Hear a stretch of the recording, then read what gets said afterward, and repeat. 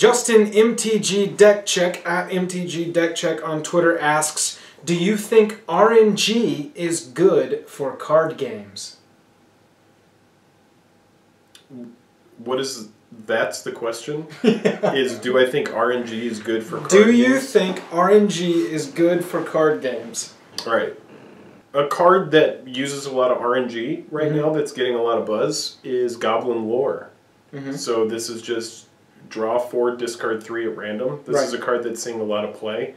I think it's important that you have cards like Faithless Looting and stuff that's going to go to the graveyard after this that you can recur. Right. Like a Bloodghast, stuff like that. Yeah, we just saw Hollow won the deck at a Modern Pro Tour. That's got a certain amount of RNG to it. Yeah, but to a certain extent, and you have to build it to work with it. But, you know, like, if Snapcaster Mage were a Hearthstone card, most likely what it would say is when Snapcaster Mage enters the battlefield, choose target instant or sorcery card in your graveyard. That card gains flashback until end of turn. Flip a coin. If you lose the flip, it hits you in the face instead of whatever your target is. When you play this to the battlefield, summon a random spell from anywhere. Right. And it shoots something, and it could be a tank, or it could be a damage spell to you. So it's like yes and no. Right. I think it's good to controlled chaos. Good.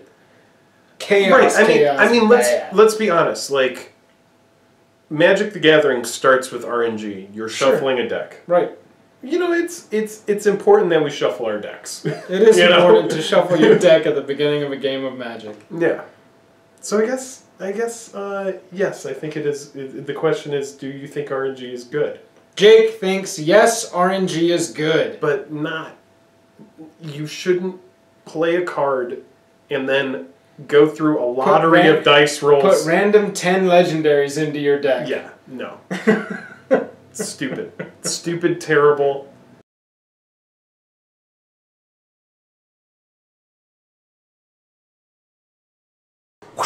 In response. Hello and welcome to The Day. Thank you for spending your time with us. I'm Jake. I'm Joel. Welcome back to another episode of Jake and Joel. Lots of cool stuff happened this week. Just a couple of little news items to go over before we get into our main phases. There was a Magic the Gathering MOBA announced. So everyone at Wizards is just going, what have other people done? Wizards is just like, Magic can go in here, and Magic can go in here, and Magic can go in here. Yeah, I like it. They're casting a wide net. They're not really going super hard and good on anything. Yeah. Like, they're not specifically making something great. They're just making a lot of subpar stuff. Look, it's brand awareness. Our buddy Tarkan on Twitter, he made a really good point. Yeah. He said that in the Asian markets where he lives, mobile gaming is like a dominant portion of the market. Yeah. More than Xbox, PC, Wii U, or Wii Switch, what the hell ever it's called. Wii Switch. PlayStation, Wii Switch. It's you Switch, Wii U. You Switch, Wii Switch. No, you Switch, Wii U. Wii U Switch, you Switch, Wii U. You Switch, Wii U. You Switch, Wii U. Yeah. The PlayStation Switch. It's bigger than all of that. It's all just you don't have to tell me, man. I play Pokemon Go. Yeah. I have a 36. Exactly, and that's exactly what it is. It's a time-wasty, collect little figures thing for your phone, and I'm sure that this game is going to be no different. All right, so Unstable Print 2. All right, so Unstable Print 2. If you follow us, then you know we've talked about this before. Yeah, last week we kind of beached about it a little bit. Well, yeah, it was in our text that.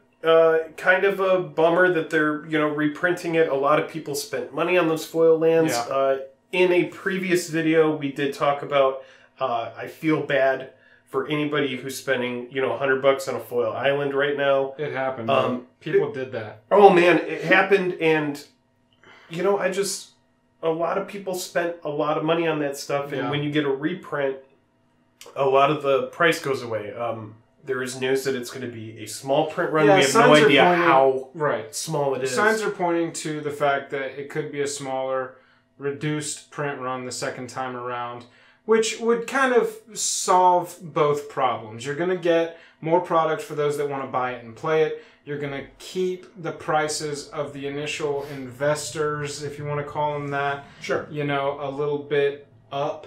So and people argue all the time. They're like, why are you playing Magic the Gathering to invest in it? Right. And, that's a valid argument, Yeah, too. absolutely, absolutely. I just think it's kind of, we're getting best of both worlds, and so we'll retract a little bit of our attack from last week. Yeah. And say, maybe we can live with a small print run. Another rumor is that the print run moving forward is actually going to be undisclosed information. Mm-hmm. So the masses most likely will not know. I imagine there will still be insiders. Obviously, Wizards of the Coast is, a leaky ship most of the time. We get our information from random sources or in random articles that'll pop up on Reddit. So we don't know if this is actually true or if this is just Wizards being like, God, we got to stop hearing about people bitch about the print run size. Yeah. Also, Inventors versus Elves was kind of shown off. So this is the last duel deck. The last duel deck was kind of shown off this week a little bit. We saw some art from it. Looks like cool art. However, they didn't show... Who's the elf champion? Like Azuri Renegade Leader. That guy. They showed the art for him, but they didn't show his card on the front of the box. They had a black square over where his card would be, but they were showing the Goblin card that would be on that side, if you know how the dual decks are. Yeah, right. And they were kind of hinting that, there's going to be a cool thing that we tell you about later, so I guess we'll see what happens there. Oh, okay. Well, we'll just we'll check in on that next week. Jake really cares about the dual decks. Yeah, I really, really, really don't care about the dual decks. As we scoot into our main phase 1, M25 has begun to spoil. Oh, man. It's coming. During the Pro Tour last week, which we'll be getting into a little later in the episode, we got to see the booster pack art, box art, not really sure what to call it. The packaging art. Art for M25, and it gave away 3 cards. Well, 2.5. It gave away Jace, the Mind Sculptor. It gave away Azusa, Lost but Seeking. And it also gave away what we can only speculate is some kind of robot. Some kind of artifact. Yeah, it could be Darksteel Colossus. It could be, what were you saying, Steel Overseer? It could be Darksteel Colossus is a big one. Blightsteel Colossus is another one. Yeah, the Infect guy. Also, Steel Overseer and Arcbound Ravager I've heard people speculating, but an unpopular one that I think it could be is Karn. Just Karn? The Planeswalker straight up because even though it doesn't look like Karn... Right, looks like a weird take on Karn because he's always had a face. Yeah, so most likely it won't be Karn. Ooh, Karn might get a reprint. Simulacrum? That would be cool. Yeah, that'd be tight. That'd be cool. Anyway, it's led a lot of people to speculate, especially after the Modern Pro Tour, that we might have a Jace the Mind Sculptor unbanning coming very soon. What do you think about that? Well, I think that when Jace was originally banned, it was during a time where we didn't have a lot of Planeswalker hate. Right. Modern is a very fast format. Yep, Modern was a little slower back then, too. It goes quick. Yep. So I think having, Jace come out on turn 4 or in some sort of ramp situation on turn 3, it's not something that is incredibly impossible to deal with. No. Obviously, it'll make its way into control lists, but seeing Jace the Mind Sculptor get an unbanning in Modern, I think that'd be cool just to try it out. Because we have decks that just, they explode, man. For sure. And it gets overrun quickly. I mean... This is my take on it. Unbanning or not, Jace the Mind Sculptor is going to sell booster packs. That is going to sell boxes. Yeah. I'll tell you. That is Wizards' baby boy. Little baby boy. Anyone who just wants to get, a Jace for an EDH deck, get a Jace for a... Me? I would take one for an EDH deck. A foil Jace, picking up the foil when it's low. And the foil won't be low for long. No. This set will probably come out. You'll probably be able to find a foil for as low as 80 because the FTV foils, obviously the foiling isn't as pretty. Yeah, it's People weird. don't like it as much. So you can get foil copies of the FTV for, around 50 or 60 bucks. Right. However, and we've said this before in the past, if you're the person who's on the fence right now, I've been wanting to pick up a Jace for a long time and I just don't know, I would say do it soon. Do it when the set comes out, when the card is low. Because if Jace gets unbanned, the card is going to double in price overnight. Right. Which that next day it's going to go up even more. That's a big part of why people think it's going to be unbanned, is because they're already planning for a reprint of it to help mitigate some of that cost. Like, World Wake was a small set. That was when Jace first came out. Right. You know, it goes... Or actually, World Wake was the second set, so it wasn't a small set. Right. But this was, you know, before Magic's popularity really exploded. Definitely. Then you have Eternal Masters, which is a set that was, you know, printed once. And Jace came out in it. And Eternal Masters cost $10 a pack. People don't want to play that amount. Yeah, if you're the person who's sitting there, should I buy a Jace? I've been meaning to buy a Jace. I've been meaning to trade for a Jace. I would say do it now. Now's the time to buy it. We also saw Phyrexian Obliterator. Yeah, Phyrexian Obliterator. This is actually really freaking cool because Phyrexian Obliterator is one of those mythics that prevents people from going into black in Modern. It prevents people from, you know, splurging and paying all that money because Phyrexian Obliterators had one printing. Right. So this is one of those cards where it's got a lot of value because of scarcity. Never seen much play. It's a lot of play in Standard when it originally came out. Right. But then, yeah, like the changing of the guard. Right. It just moves into... So it's cool to see it. The Abyss. The only other thing we really know right now about M25 is that they are putting the watermarks on the cards of whatever set the card came from. That's tight. Yeah, so they got a little thing there, and if you happen to be playing Unstable Constructed, you'll be able to use your Watermarks Matter cards. Yeah. That's actually really interesting, and I really I like that little bit of flavor. Yeah.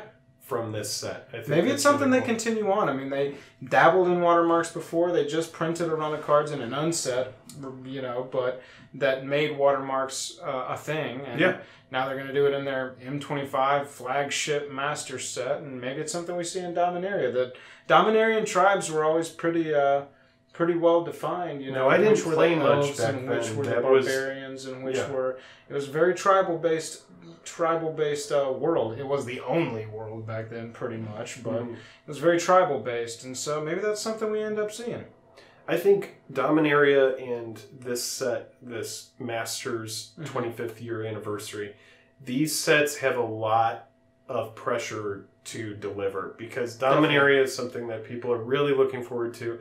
This set is the 25th anniversary set. Right. This can't fall flat. No. Stick around because next week we're going to go through a whole idea of, you know, what our, you know, predictions are. Some are going to be silly. Some are going to be legit. Before we move on from M25, I just want to touch on one thing you said. I liked your point about how they have pressure to deliver this year. M25, Dominaria. And I don't know if you know this because you don't really read the lore, but Ravnica has pretty much, in no certain terms, been officially said, confirmed, whatever, that it's going to be the next set after Dominaria. A return to Ravnica. Exactly. What happened in the story is Jace, right before he got his ass kicked on Amonkhet by Bolas, he touched Bolas's master plan, and it turns out, long story short, that Bolas's master plan is to end up at Ravnica, how you say, fucking some shit up. So, it looks like it could be an interesting flagship year for Wizards, especially if they're going to have Modern Masters, or not Modern Masters, I keep saying that, M25, followed by Dominaria, followed by a return to their favorite, or like the crowd favorite sets, and one of the most... People love the guilds. Well sold sets of all time. Yeah, true. So, we'll see. Look out next week for our predictions episode. We're going to go through a slew of M25 predictions. Predictions. We're gonna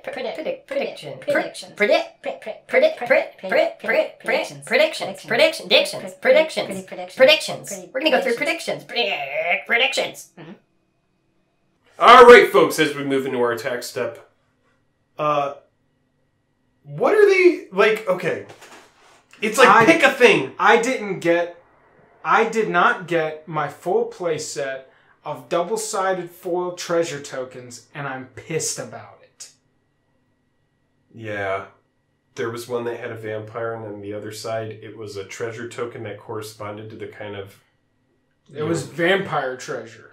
And then there was a dinosaur treasure one, because I guess the dinosaurs are sentient and they know about treasure. They're like, cool, shiny metal. And then the pirates, like obviously, they like things. treasure. Yeah, that's the kind of other thing. It'd be funny if it doesn't matter. Wizards of the Coast, they do these things where they're like, from this point forward, it's going to be this. And then they all go to a board meeting, and then they're like, look, a lot of people hate this. From this point forward, it will be the way it was before it was this point forward. Yeah, I think if we counted days, I don't even think, if we had started a new job right when they announced it's not going to be promos anymore, it's going to be tokens, that we would have been at like our 3-month review by the time they were like, no, it's promos again, not tokens anymore. Don't worry, please go back to Friday Night Magics. You know what's cool about this, though? What's that? If you change your mind a lot, you get to build a lot of last chance hype. Right? Yeah, there is that. You get to do like, this is your last chance to get an FNM promo. It's Fatal Push. Conspiracy check. Ixalan into Rivals of Ixalan, they were like, okay. Yes. We don't really have any promos planned for this. Right. If over the next 8 weeks, we're just like, sorry guys, it's going to be foil tokens from now on. And we deal with just a couple weeks of people going, bleh, but then Unstable will come out and everybody will be like, woo! And then at the beginning of the year, we're going to go, psych! Psych! I think if they're everybody will smart, get hyped about it again. They would end the tokens with worm coil tokens. Like That if would be they cool. made the Lifelink and Death Touch worm coil tokens and they said, from this point forward, this is your last chance to get the tokens. And at the boardroom, they're all just like, hype, hype, hype, hype, Yeah. hype. The secondary market and the artists Right. that are fans of this game, they take care of that shit. Exactly. Wizards, you don't have to do it because there are 100 people or more that are drawing up fairy tokens, drawing up worm coil tokens, coming up with custom emblems. You name it. Yeah, there was somebody who there wrote a are people doing sarcastic tweet. I'm sorry, I can't remember who you were. Yell at me online. But they wrote a sarcastic tweet about how exactly that. If you really wanted a custom token, it's not like I don't have a million choices and I'll probably go spend a whole $1.50 on it. Yes. Right. So, and these are people that are doing A+ work in Photoshop to come up with cool shit. making it like memes or making it like puns. Yes. I saw at GP Vegas last year you could get a 2/2 flying Drake token and it was literally Drake. Like the rapper. Well, and a lot of people saw that coming, and it's good someone delivered. Yeah. But Wizards, you don't have to worry about making tokens. The fans are going to make the tokens themselves. Just print us shiny, blingin', flashy cardboard goodness. And also, you really don't have to worry about picking a side of the road. You can just be like, we're over here. Now we're over here. Now we're over here. Now we're over here. Do one. Do the other. Do what you want to do. Go back. I would say this. Switch it off between a standard card and a modern card. That would be tight. Right now, modern is, aside from EDH... Or just pick some that are kind of in between. Negate. But, dude, modern is the lifeblood of Magic right now. It seems like it was. And I should say EDH is like the that elder is, blood. Right, that is but the, modern that is the is thing like that keeps the game going. Yeah, modern is like the thing that people want to break into. Right. I would say this, Wizards. If you guys don't care about pissing people off, I would say, what were these decks that we're talking about where they're just going to print an actual... Oh, yeah, the standard play. I forget deck. what they're called. The standard, play for fun play deck. Dude. Yeah, print a modern one. Just straight up print an affinity deck and sell it for $100. Yeah, you're gonna piss off so many people, but that's a deck that's not too oppressive. It's a good breaking in point for modern. It's a good deck that will make a top 8, won't show up in a top 8. It's all over the place. Exactly. Just do it like the modern event deck. but just make that deck juicy and saucy. You know, instead of 5-color humans, print a 3-color humans deck. Give us most of the staples. Right. Give us the fetch lands. Yeah. The whole 2 or 3 ofs instead of the 4 ofs that are the most expensive. Make you go find that last couple. I mean, dude, honestly, stores would... The problem is that stores would crack them open and sell the singles. Right. Especially if they made them like auction art or anything. Anyway, Wizards, thank you. Thank you. This is an anti-attack step. I know we started off sarcastic. But Wizards, thank you. We welcome back promos with open arms. Look, I still hold on to my last... What I thought was going to be the last promo ever printed. You know what I love about this promo? Is that people, they sell the regular foil right next to it online, and they have no idea that the regular foil is worth more than the promo foil. Well, and so they undercut the promo foil prices with the regular foil, the pack foil. Yeah. And the pack foil is like a $20 card, and people sell it right alongside that for like $9. Still, I thought this was going to be like a fantasy... artifact. I was going to have to go throw it into Mount Doom one day because it was the one promo to rule them all. But, promos, welcome back! Yay! Okay, main phase 2, guys. Modern Pro Tour was last weekend and it was awesome. I'm going to recap it just real quick and then we're going to have a little discussion on ways to kind of maybe get out ahead of noticing which cards are going to blow up, noticing which cards have future value even if it when it's released is like a 50-cent junk rare. Maybe it shows up one day in Modern. So, our top 8 at Modern Pro Tour. Lantern Control, Mardu Pyromancer, Blue-Red Pyromancer, Black-Red Hollow One, the crazy, 5-color humans, Abzan Midrange, Traverse Shadow, which is a Traverse though, you know that. It's the Jund Shadow version. Yeah, Jund Shadow, and then 5-color humans. Guys, over 30 decks... According to Saffron Olive from MTG Goldfish, over 30 decks came to the Pro Tour and walked away with a winning record. 30 different individual different types of deck came to the Pro Tour and walked away with a winning record. Guys, that's a healthy format. That's ridiculous. That's a healthy format. That's ridiculous. You cannot complain about Modern right now. If you have a complaint about it... It's almost why I don't want any bannings or unbannings right now. Like, let's just let this play out. Let's let it go. If Lantern Control becomes this huge oppressive thing, because honestly, it's from what I saw, it's not that fun to play against. At a certain point, it locks you out and you're done. But oh no, it is a nightmare to play right, against. Exactly. I think the card that people would argue for the banning would be Mox Opal. This is a card that gets a lot of heat for affinity. It just craps out all your shit quick. In Lantern, it's that early bump. Right. Regardless, it was a great Pro Tour. Very well received. Some of the best viewership numbers that they've ever had for a Pro Tour. And so, honestly, it's just so fun to watch. It's so fun to watch because you're just watching all these, like, cool new decks. Like, the Black-Red Hollow One, Mardu Pyromancer. Yeah.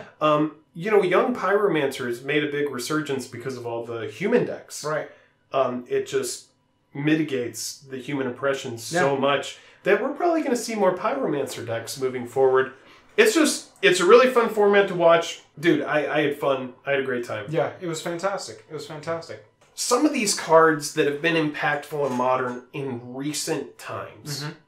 Mm-hmm. We're going to start first by cards that interact with the graveyard as a resource. Right. One of the big cards that made some splashes this past weekend was Bedlam Reveler. Bedlam Reveler. And when this card came out, it was a junk rare. It was like a 25-50 cent. Oh, I pulled that red crap. Right. But what does it do? It comes in. It's a 3/4 prowess. It draws you 3 cards. It costs 8. Yeah. That's where it's like... People see that 8 and they're like, unplayable. So yeah, it counts instant and sorcery cards in the graveyard. It costs that much less to Which cast. I think is the important part here, and I think the trend that we can kind of take away from this. Because if you look at this card, and if you look at Hollow One, if a card has a way to make it cost less, to cheat it out, look at all the Tron decks that also are just dominant in Modern. Right. Modern players are going to learn how to break this. They're going to go, okay, how quickly can I get that costs 1 less, costs 2 less, costs 3 less? How quickly can I trigger the shit out of that and make this cost 0? Yeah. That's what they're going to do. I mean, we're looking at decks that are playing Goblin Lore, which is just draw 4, discard 3 at random, Cathartic Reunion, Faithless Looting, and then all of our cantrips, our Serum Visions, our Opt, our Sleight of Hand. Right. Just the random... That's like half the deck, right? The random disruption that just goes right into the graveyard. Thoughtseize, Inquisition of Kozilek. These are all cards that are really important in Modern, and Bedlam Reveler loves all of them. Eats them. Loves them. It loves all of them, and it plays really well around a card, Gurmag Angler. Tastiger the Golden Fang, same thing. Yeah. Used to be Tarmogoyf. Right. And now he's like, everybody's like, yeah, he's okay. Yeah. Exactly. Because also with these graveyard decks, okay, so Fatal Push doesn't hit Bedlam Reveler, it doesn't hit Gurmag Angler, it doesn't hit Tastiger. Exactly. Fatal Push was like the first, like, that was where RoboCop got destroyed. Yeah, and Tarmogoyf was just like, oh god. But then, on top of that, now we have all these graveyard interaction decks. You have all these cards like Relic of Progenitus and cards that hate graveyards. That's another thing that, Tarmogoyf, fails. Right. So, these cards, spotting these trends, what is Bedlam Reveler, Gurmag Angler, Tasker? What are these cards? Logic Knot, which has been a big card that's popped up. This is a card that a lot of people were saying, well, Logic Knot should get more buzz. Yes, and now it finally is. Yeah. So all of these cards have to do with graveyard being used as a resource. Right. So... Because it's just, as the game goes on, the graveyard's just going to fill. Yeah, exactly. That's what's going to happen. And when you're playing a bunch of cantrips and you're just cycling through your deck, you might as well use those cards as a resource. Right, exactly. It's a Treasure Cruise got banned. To look out for. Exactly. Dig Through Time got banned. Right. So these were obviously way too powerful. But moving forward, when you see a set come out, if you see a card that you think has, like, oh wait, like, holy crap. Yeah. That interacts with the graveyard, or, the cards with Escalate. We're going to talk about Collective Brutality here in a moment. Cards with Escalate, where I can just simply discard a card to get an additional effect out of this card. Right. These are the cards that you really want to look for, because Modern players are not only looking for a way to play cards in their hand, just simply through drawing them, but they're also looking for ways to get additional value from those cards, cheat out really big threats early. Another thing we're going to talk about, just moving forward, are the commands. Yes. The commands in Modern, and I actually group Collective Brutality as a command. Yeah, any card that's got different modes, multiple modes that you can select. Right. That's going to have, any card that gives you versatility. Exactly. The graveyard stuff gives you value. These cards give you versatility. Yeah. Kolagon's Command is one of these cards that I remember when it came out, I was like, holy shit, this card's going to be a heavy hitter. I got my play set for like $6. Yeah. But I didn't go all in on the card because I was just like, I don't really have a lot of money to throw in at this. But Modern very quickly adopted the card. And the fact that it comes with 2 damage to target creature or player, it comes with a target player discards a card. Right. It comes with return a dude from your graveyard to your hand. And then it comes with destroy target artifact, which is most likely something that you would have to go to your board for. Exactly. Now, Collective Brutality. This is a card that was about $9 or $10 before the Pro Tour. Right. And is now sitting comfortably at around like 18 to 20 and more. Because it was all over the place.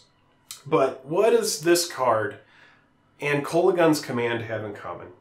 They both offer a disruption spell with a discard. Mm-hmm. They both offer removal. Both of these cards are low converted mana cost. So you may be saying, hey, Jake and Joel, why aren't the other commands doing as much? Well, some of them are expensive.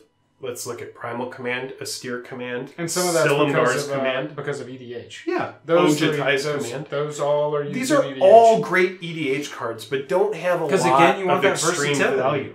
But in a format like Modern, a fast format, you're looking for that command that's low converted mana cost. Right.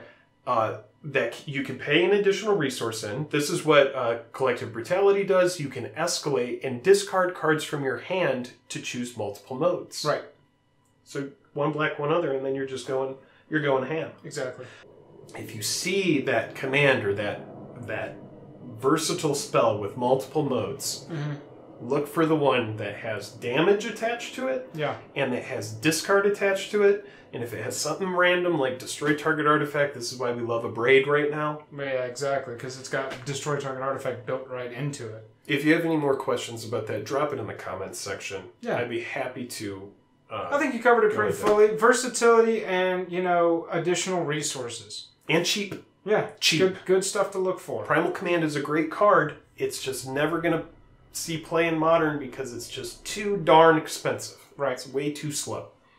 As we move into the instep, guys, this weekend is GP Toronto. What's the format, Joel? Modern.